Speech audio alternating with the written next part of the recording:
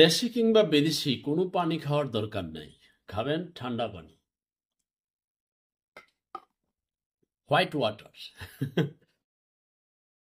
দেখুন, একটা বিতর্ক ইতিমধ্যে সোশ্যাল মিডিয়াতে আছে কোকাকোলার বিজ্ঞাপন নিয়ে। কোকাকোলার বিজ্ঞাপনে বলছে এটা ওই জায়গার না। তো যে অভিনেতারা করেছে তারা বেশি পরিচিতি পেয়েছে ব্যাচেলার পয়েন্ট নাটক করে। কিন্তু ব্যাচেলর পয়েন্টের যিনি পরিচালক তিনি বলছেন আমি নাটক বানাই, বিজ্ঞাপন বানাই না। তার মানে সোশ্যাল মিডিয়াতে বিতর্কটা কত দূর পর্যন্ত গেছে।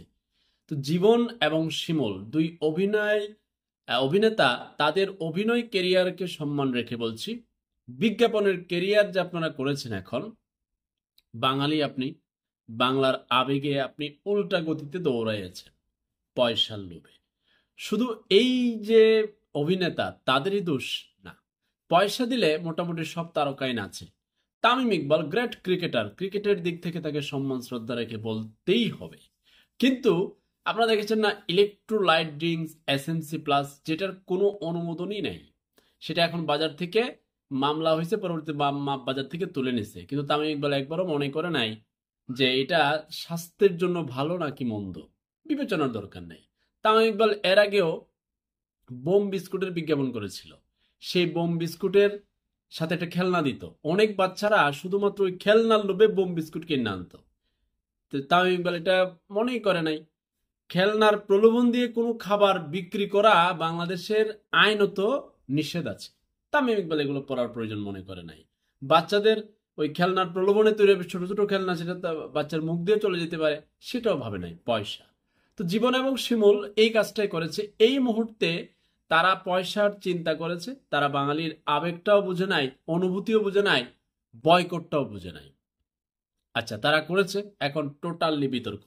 আমি যদি আপনাকে বলি তরুণদের মধ্যে যে উন্মাদনা, বয়কটের উন্মাদনা, দেশি না বিদেশি, আমি যদি আপনাকে বলি আর একটু বাড়িয়ে উন্মাদনা দেন, কিউবা এবং উত্তর কোরিয়ার মতো পৃথিবীর একমাত্র দেশ কিউবা এবং উত্তর কোরিয়া, দুইটা দেশ যেখানে কোনো ধরনের পানীয় চলে না, মানে ওইখানে নিষিদ্ধ এগুলো। তারা কি সব মারা গেছে? তারা কি স্মার্ট না? তো বাংলার বুকে আমাকে কেউ বলতে পারবেন যে দেশি কিংবা বিদেশি কোনো পানীয় খুব ভালো এবং আপনার স্বাস্থ্যের জন্য খুবই উপকারী? কোনোটাই না। দুই কোম্পানি আবেগে ব্যবসা করে, বিজ্ঞাপন দেয়, একটা অনুভূতি তৈরি করছে। খাবারের পরে ঢেকুর আসতেছে, কয় একটু পানি খাও। ইফতারিতে তোমার একটু অশান্তি লাগতেছে, কয় তুমি একটু ঠান্ডা খাও। কি আশ্চর্য বিজ্ঞাপন!